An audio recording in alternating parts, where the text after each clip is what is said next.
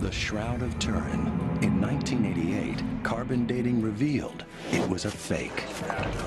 But now, at the end of his life, one scientist claims he's uncovered new evidence that the shroud may be real. I think I can come very close to proving that it was used to bury the historic Jesus.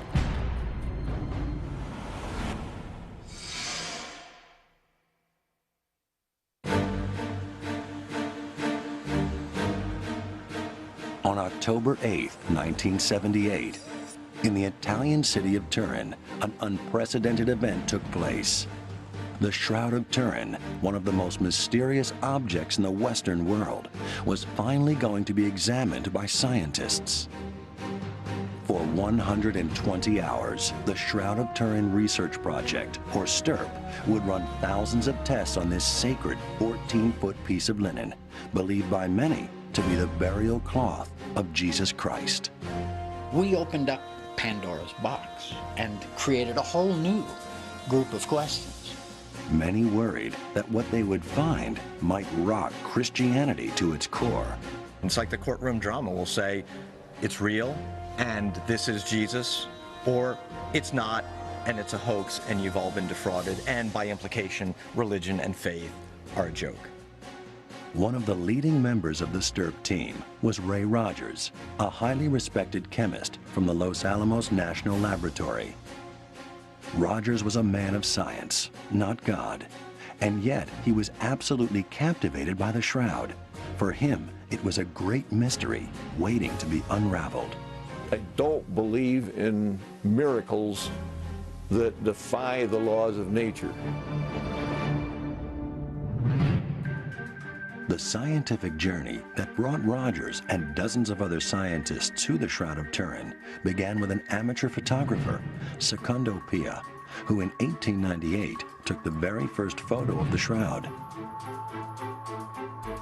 A photo that revealed something no one had ever seen. When Secondo Pia makes this photograph, he almost dropped the plate. It scared him because he said, "My God, I was looking into the face of the Lord." The image on the shroud was very faint, but Pia's photographic negative brought a face into stark relief. It was the first real evidence there was more to the shroud than the naked eye could see, and it caused an uproar. He's immediately accused of fraud, immediately accused of cheating, lying, and manipulating this. It's a fake. And it wasn't until 1931 when Giuseppe Henriet is allowed to photograph the shroud for the second time, gets the same results, of course. The world of science suddenly looks at the shroud and says, well, wait a minute, maybe we should look at this closer. But scientists were not given the opportunity to look more closely at the shroud. Another 40 years would pass before they made another major breakthrough using a new high-tech image analyzer called a VP8. Peter Schumacher was a field engineer for the team that created the VP8, which was originally designed to analyze images from medical resources and satellites. Nobody in our company had ever even heard of the Shroud of Turin, let alone seen pictures or wanted to look at image analysis of the Shroud of Turin. What the VP8 analyzer does is plot the light and dark areas of an image onto a 3D grid. In the mid-70s, two American scientists, Eric Jumper and Joe Jackson at the U.S. Air Force Academy, heard about this new technology and asked Schumacher to use it to examine a photograph of the shroud. We asked Schumacher to recreate that test for us so we could see exactly what it was that excited shroud scientists 30 years ago.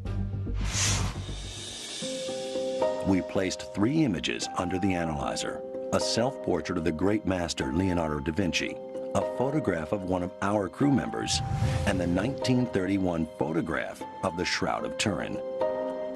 First, Schumacher examined the charcoal self-portrait of Leonardo da Vinci to show how the analyzer reacts to a drawing or painting, which some have argued is exactly what the Shroud of Turin is. If it was painted, it would look like the Da Vinci, which came out basically looking like noise. It's a fairly bland contrast. Next, we wanted to see what a regular photograph looked like under the VP-8, so we tested a picture of one of our crew members. If we look, Jim's cheeks really aren't that flat. His eyebrows are not really grooved into his forehead. His nose really doesn't smear all over his face. This is what every photograph looks like under the VP-8. It is not rendered with real height or depth, the things that make up a true 3D image. But when a picture of the shroud is placed on the analyzer, something remarkable happens. All of a sudden, we're seeing contrast that has something to do with height and depth, real distance. The nose has a prominence, the cheeks roll off, the hair has a shape to it and is rounded. The whole image has dimension to it. Schumacher's results deepened the mystery started by Secondo Pia. How had this image formed on the shroud? The shroud is a very unique image, the only one of its kind in the whole world. Nothing else like it. Three-dimensional relief, the front and the back of a whole human being. Only one in the world. No other, nowhere, no how, no way. I don't know any way to make it. I've never heard of a way to make it. Just the Shroud of Turin.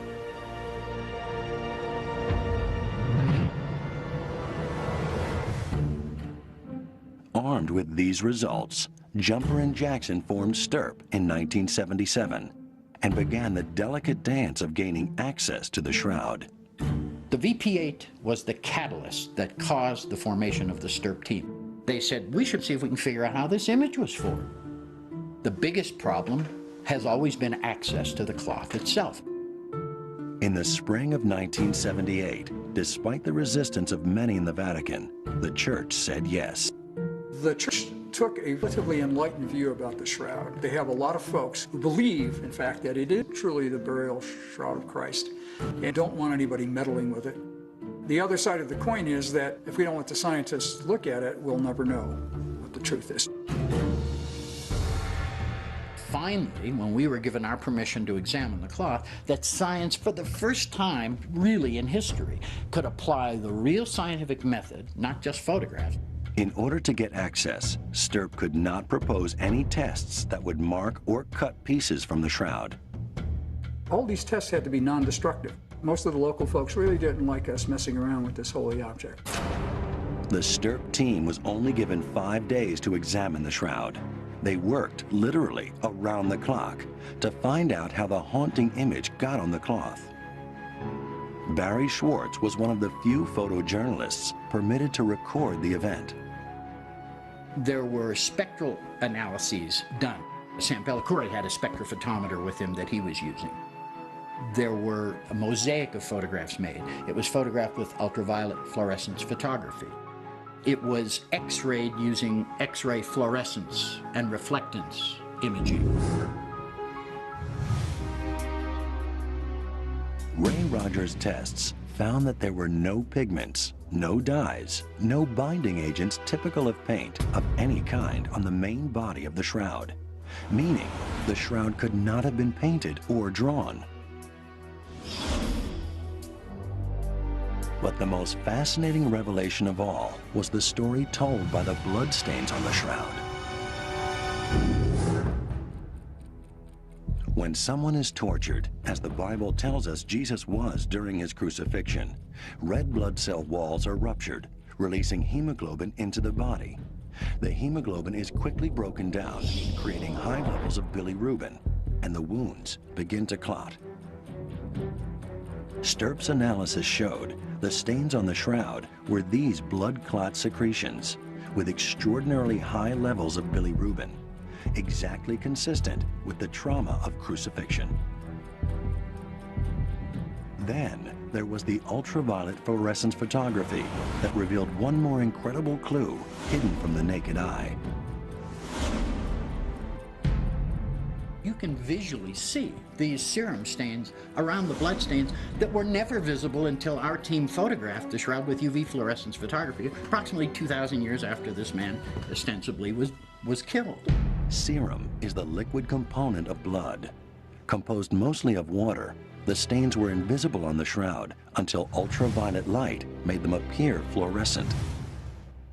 No medieval artist could have anticipated the invention of ultraviolet fluorescence photography and said, well, I'm going to hide this serum stain, and 700 years from now, they'll find it. Give me a break. Stirp had set out to determine how the image on the cloth had been created, but they were unable to find the answer. We have an image that modern science, with all of its techniques and technology, and by 78 standards, we had the best that there was, couldn't answer the simple question, how's that image get on that cloth? Ray Rogers and the Stirp team finished their research on the Shroud of Turin with more questions than answers. For if this was not a painting, how had the image formed on the cloth? If the blood was real, whose was it? And how and when had that man died? 2,000 years ago, the Gospels tell us the Roman Empire crucified Jesus of Nazareth. His battered body was then wrapped in a simple burial shroud. For centuries, many believed this 14-foot piece of linen was that cloth, even though there had been very little evidence to substantiate that claim.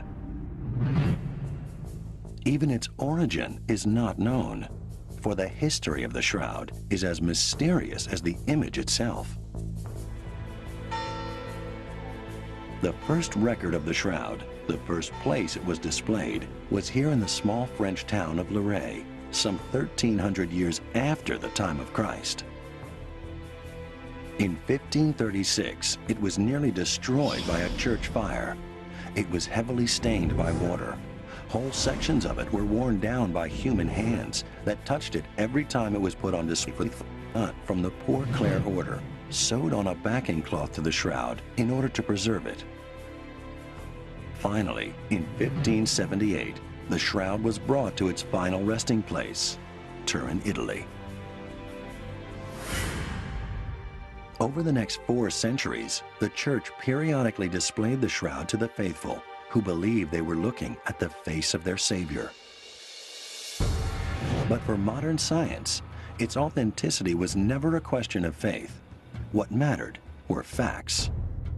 Stirp, the first scientific team to attack the problem, proved that the shroud was not a painting or a dyed relief. But for all their expertise, they could not say how the haunting image had been created.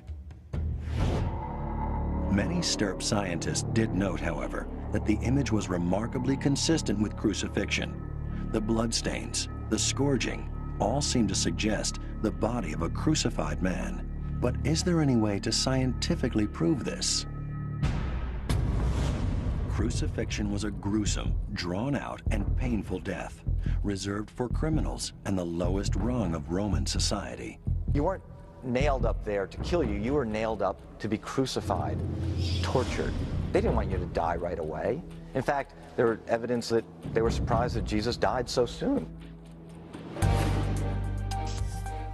Forensic pathologist Dr. Frederick Zugaby has investigated many gruesome crime scenes in his professional life as chief medical examiner for Rockland County, New York.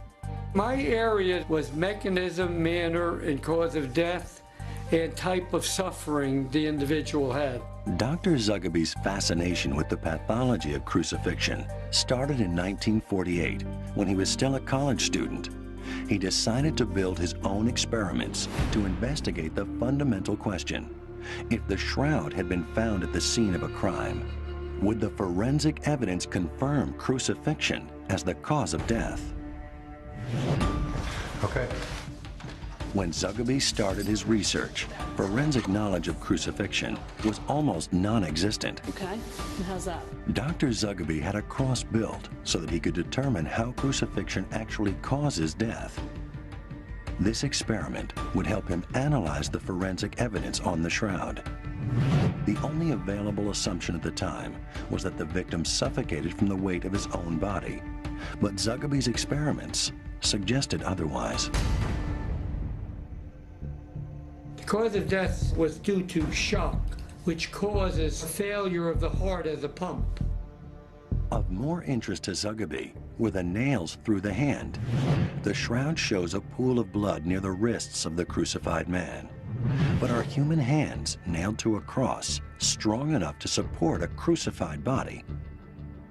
Dr. Zugaby designed special gloves and meters to test the theory. The calculation that we made shows that the palm of the hands would definitely hold. Dr. Zugaby made another startling finding. The Roman practice of nailing a victim's palm to the cross would have ruptured the median nerve in the hand. This has the effect of turning the victim's thumbs inwards. A careful examination of the shroud reveals that the victim has his thumbs turned inward. They are hidden underneath the palms, just as one would expect if the median nerve had been ruptured. That was extremely accurate. The thumb had been pulled in. It's like missing on the Shroud of Turin. The ruptured median nerve was far from the only clue that Dr. Zugaby's investigation found on the shroud. Looking at the face, it was not symmetrical, showing evidence of a beating. I looked at the angulations of the blood in the head region where the crown of thorns was. The blood flows going along where the muscles will contract, and they had a corkscrew appearance.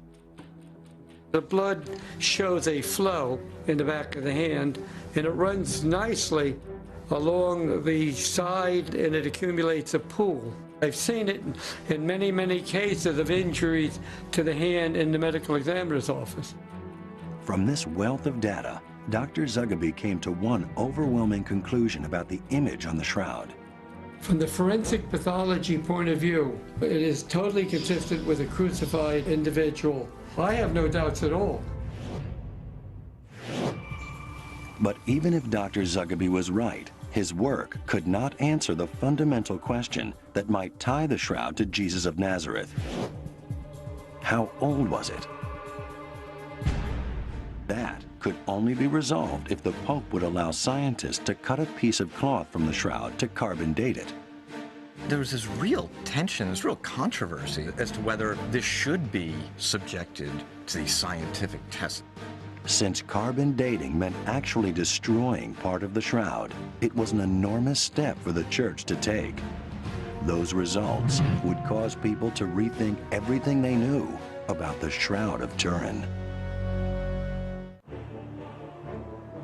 In 1978, a team of international scientists, calling themselves the Shroud of Turin Research Project, or STURP, proved that the image on the Shroud of Turin was not a drawing or painting. The result convinced many of the faithful that they were indeed looking at the face of Christ. But if the shroud was the burial cloth of Jesus Christ, the linen would have to be 2,000 years old. The only way to prove that was to cut a section from the shroud to carbon date it, a process that could accurately identify the age of the linen to within 30 years. In 1988, scientists lobbied for access a second time, but unknown to them, Pope John Paul II was already consulting with his own scientific advisors and had reached a decision. I was in Rome at the time, and there was this real tension, this real controversy as to whether this should be subjected to these scientific tests. I mean, if this is the burial shroud of Jesus, is that not an indignity to what is the only physical link to the Savior? And others would say, well, look, if this is a fraud, we need to know one way or another. And John Paul II, to his credit, and the Vatican, to its credit, said, no, we're going to put this to the knife, literally. The first step in any carbon dating process is to burn or combust the material being tested. Cutting a piece from the shroud that would be permanently destroyed was a highly controversial action, so the sample was cut from a corner that was already severely damaged. It was a convenient choice. It was in an area of a cloth that nobody was going to complain about. Nobody was going to take issue with the fact that they're pulling threads from the more pristine parts of the cloth. The section removed from the damaged corner was divided into 4 separate samples. One piece of the shroud was sent to Oxford University, another to the Swiss Institute of Technology in Zurich, and 2 smaller pieces were sent to the University of Arizona, where Dr. Tim Jull was a member of the original carbon dating team. Everybody and all the plants and all the animals on the surface of this planet have approximately the same amount of carbon-14 in them as long as they're alive. When we die, the C14 in our bodies decays with a known decay rate.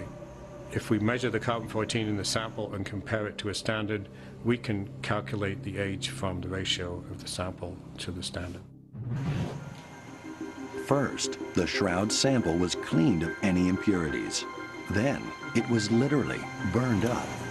We start off with a piece of linen, and we combust it at this end, turning the carbon of that sample into a gaseous state. The CO2 gas is then solidified and turned into graphite, or pure carbon. Each graphite sample is shot through an accelerating mass spectrometer, which can then count each individual carbon-14 atom. This particle detector can count 1 atom at a time. For a modern sample, we count upwards of 100 atoms per second. For an old sample, one that's close to 50,000 years, we may count 5 or 10 atoms in 2 minutes. From the number that passed through, scientists are able to accurately find a date. For the Shroud of Turin test, each lab worked secretly and independently of the other, and yet each came up with the same range of dates. We wanted to make sure we were right, so we measured it more times than we would regularly, and we knew that it wouldn't be 2,000 years old after 5 minutes. The Shroud of Turin turned out to be a medieval sample from the 14th century, and that's what the radiocarbon date shows. The shroud was dated between 1260 and 1390. The carbon dating was a stunning revelation, making headlines around the globe. The scientific facts were in. The Shroud of Turin could not be the burial cloth of Jesus of Nazareth. STIRP member Ray Rogers had always been open-minded about the authenticity of the shroud, but he was a man of science, and in his view, this was final, conclusive evidence that the shroud was a fake.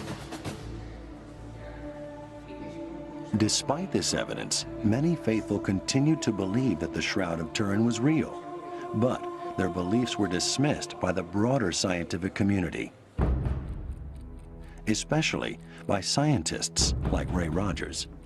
I'd been reading these things by people from the lunatic fringe who were explaining why the date was wrong. I was irritated and just getting mad. I don't have any faith at all in somebody who says, I think I see flowers on the shroud, or I think I see little sailing ships sailing along. Well, I don't have much faith in that. What Ray Rogers did believe in were conclusions based on hard scientific evidence. But the pragmatic man of science was about to get the shock of his professional life. The carbon dating of the Shroud of Turin in 1988 concluded that it was not the 2,000-year-old burial shroud of Jesus of Nazareth, but a fake, dating only as far back as the 1300s. Ray Rogers and the STIRP team had ruled out the shroud was a painting or dyed relief. But it was still a mystery how the image had gotten there. And that sliver of doubt was enough for many to keep the faith. There are people who are so emotionally involved in this that they're not going to accept any scientific result. Their faith is not going to be shaken by some pointy-headed scientist.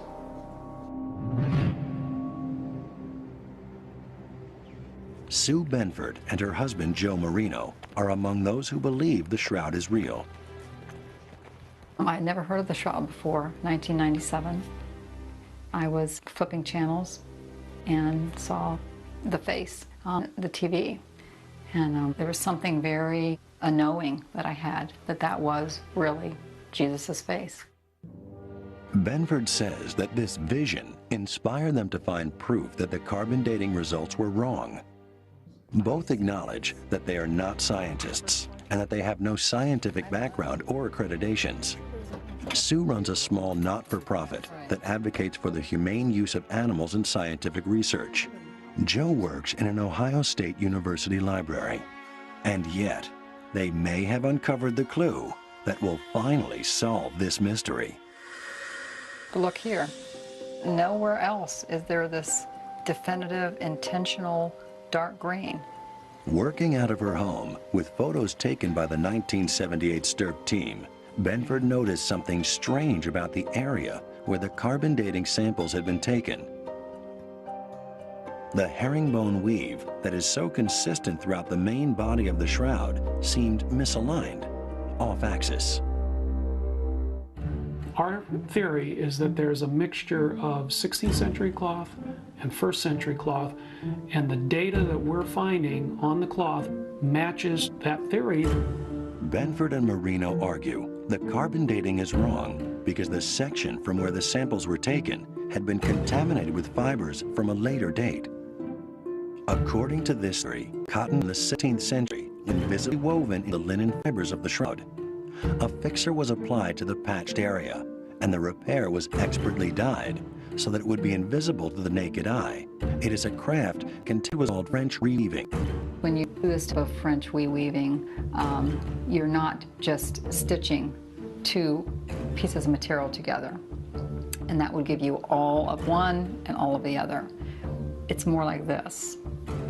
The ends are unraveled in the main cloth, the ends are unraveled in the patch, they are spliced together, and the threads are connected and interwoven, so you see literally an interweaving such that you have old and new on both sides of the equation. Well, I'm skeptical when I'm listening to this, but they had taken photographs that were available of the samples taken for the carbon dating, and they had submitted these to several textile experts who didn't know they were looking at a photograph from the shroud, and each of these textile experts, independent of each other, said, you know, this looks rewoven. The samples taken for radiocarbon dating were cut from one corner of the shroud, adjacent to a seam. It was effectively an area that was damaged by someone cutting a piece out of it, possibly to sell as relic, so it needed to be repaired. So when the C14 samples were taken, you're going to have a lot of inmixing on both sides. So unless you actually took one thread and did them individually, you wouldn't get a 1st century or a 16th century. You'd get, you know, guess what? Something around 12 to 1400. Benford went looking for statistical anomalies in the carbon dating results that would confirm a mixture of old and new threads. What she discovered was an incredible pattern that could not be explained away as coincidence. If you look at their unpublished data now, Arizona had some of the oldest dates at 1238 and the youngest at 1430. And you think, were they really 200 years off in their lab? Well, perhaps it's because of material they took from both of their different sides. Now, we don't know that for sure, and they haven't confirmed that. But that's interesting. Oxford is the next oldest, and they're the closest to this side with the most main 1st century material. Zurich is in the middle, and guess what? They have the middle amount, and they have the middle date. In 2000, Benford and Marino presented a paper in Orvieto, Italy, detailing their theory that medieval cotton had been introduced into the damaged corner of the shroud. Not surprisingly, it was immediately dismissed by the scientific community. One scientist in particular was outraged. One of the things Ray had a problem with was the fact these weren't scientists, and he didn't take them very seriously. I think he lumped us in with the lunatic fringe at that time, and probably for many times beyond that. I had given up on the shroud, and this was about the same time that the lunatic fringe were coming up with an infinite number of ways the date could be wrong, and this was just the last straw. I got a call from Ray, and he goes, what the hell is this? This is nonsense. I can prove these people wrong in 5 minutes. And I said, well, Ray, go for it. But when Ray Rogers went into his lab, he was shocked by what he found. In his opinion, Sue Benford and Joe Marino were right. In 1988, science declared that it was impossible for the Shroud of Turin to be the burial cloth of Jesus Christ. It was only 700 years old. Sue Benford and Joe Marino offered the first real challenge to the carbon dating results. They believed that they had proved the carbon dating wrong because the section from where the samples were taken had been tainted with 16th century cotton fibers. Chemist Ray Rogers, an original STIRP member, thought the Benford-Marino theory was wildly implausible. He just didn't buy it. He said, that's nonsense. It can't be true.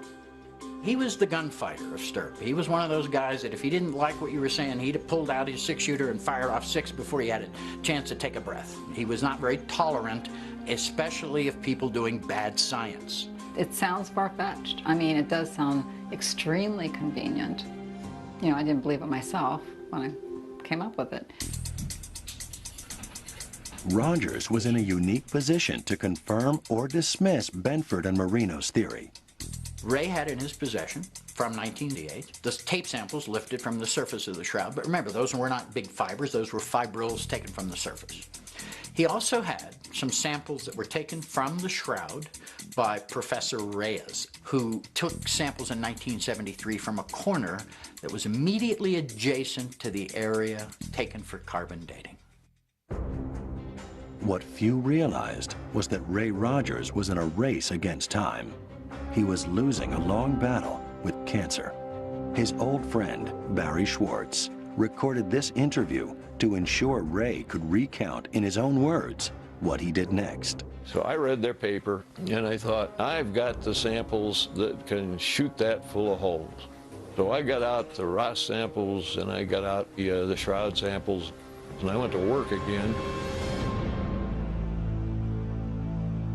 A couple hours later, he calls me and he goes, boy, he says, I can't believe it. He says, they were right. There's cotton here. He says, there's no cotton in the rest of the shroud, but there's cotton interwoven here. They must be right. No one was more shocked than Rogers himself. His initial observation seemed to confirm Benford and Marino's hypothesis. But he knew to be absolutely certain he needed to examine the threads that were carbon dated. Until I could get a sample from the real radiocarbon cloth, a documented sample, you know, I couldn't prove anything. The carbon dating process destroys the sample as part of the dating procedure. But all the labs involved in 1988 had held on to a small sample as a reserve. The authentic radiocarbon sample that I got, these segments of yarn were cut from the middle of the radiocarbon sample, so there was no question about them. And when I looked at these samples from the radiocarbon area, there's no problem at all finding cotton in them. Rogers was now convinced that Benford and Marino had been right. In fact, he found other evidence they had missed, which proved the shroud had been repaired with cotton fibers in exactly the section where the carbon dating samples had been taken. If you happen to hit a place where a yarn segment from the original shroud was spliced into the new reweave part, the splice very definitely shows the new yarn that was being put in and dyed to match. The only thing in the shroud that was dyed or stained was this radiocarbon area. So my hypothesis at the moment is that this was done on purpose to fool your eye. Rogers also returned to STIRP's 1978 experiments to see if there was anything the carbon dating labs had overlooked. And when we went back and looked at the ultraviolet photographs, here is this area that's significantly darker. It doesn't fluoresce as much. And it's just this area around the raw sample and where the radiocarbon sample was cut. And if they had looked at any of the photographs that we had and studied the information we had as of 1978, they would have known that that was the worst possible place they could have taken a sample. Had somebody paid attention to my photographs of 78 and other data that we gathered, they would have chosen a different area. My conclusion is that that area was manipulated. It was done by somebody with great skill, and different materials than were used to make the shroud. In 2005, just 5 weeks before losing his battle with cancer, Rogers published the last paper of his distinguished career. He did not call into question the science of the carbon dating labs. In fact, he believed they were accurate, but only for the damaged section of the shroud. In his opinion, the results told us nothing about the true age of the main body of the shroud.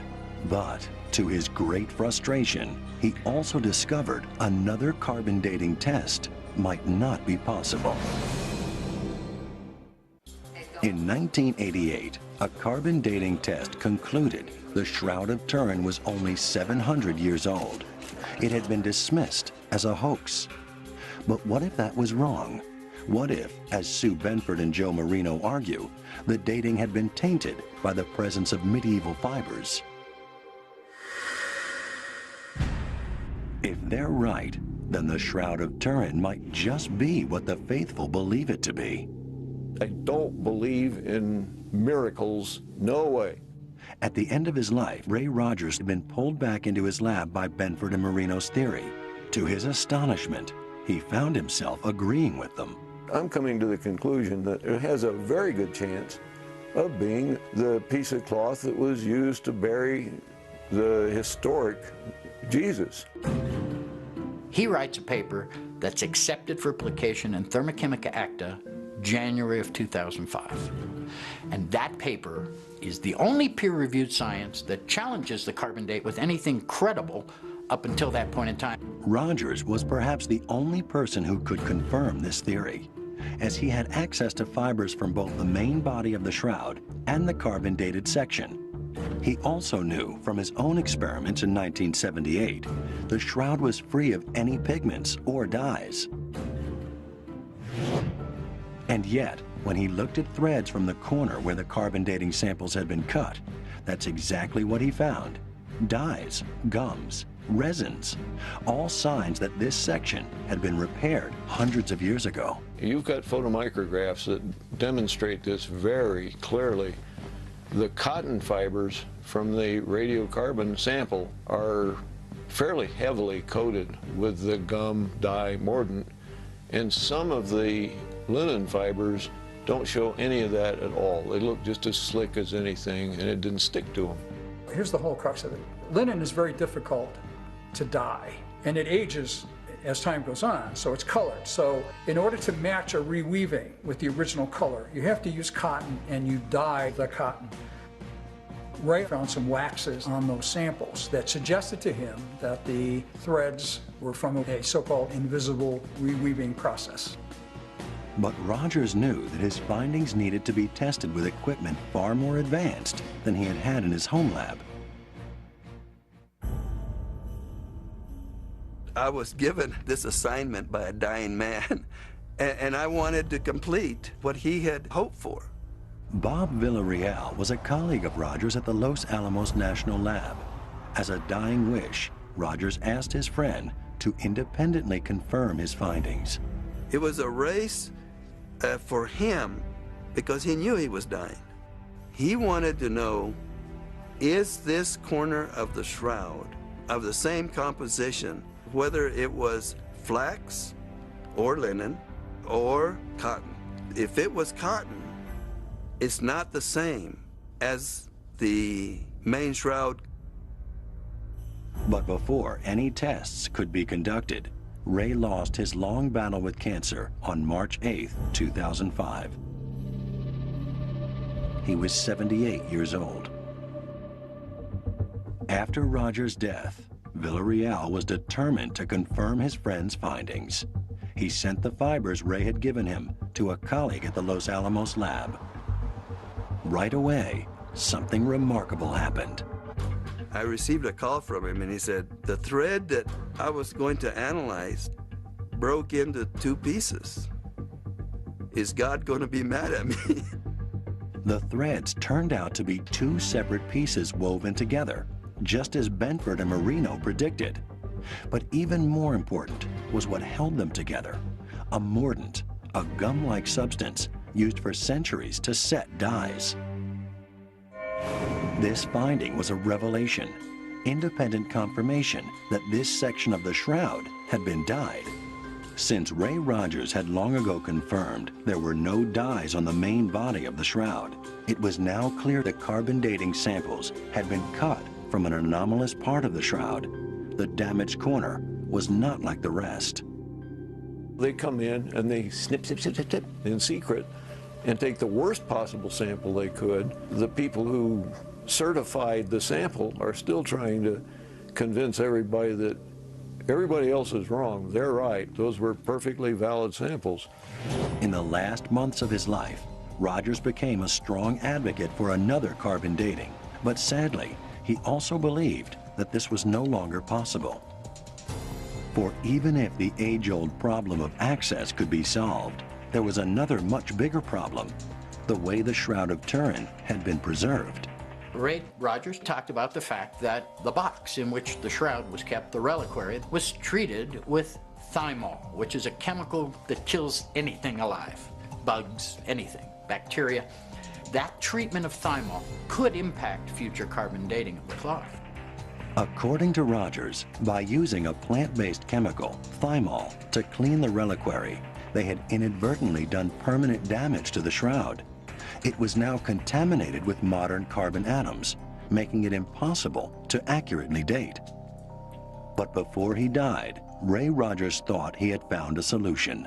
The shroud had been damaged by fire in 1536, leaving 16 distinct burn marks, marks where samples could be taken.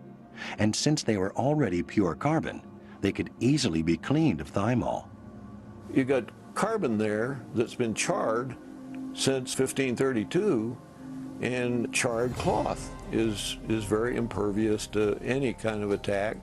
So it makes a real good dating sample. And best of all, these charred areas had already been collected from a 2002 restoration of the shroud.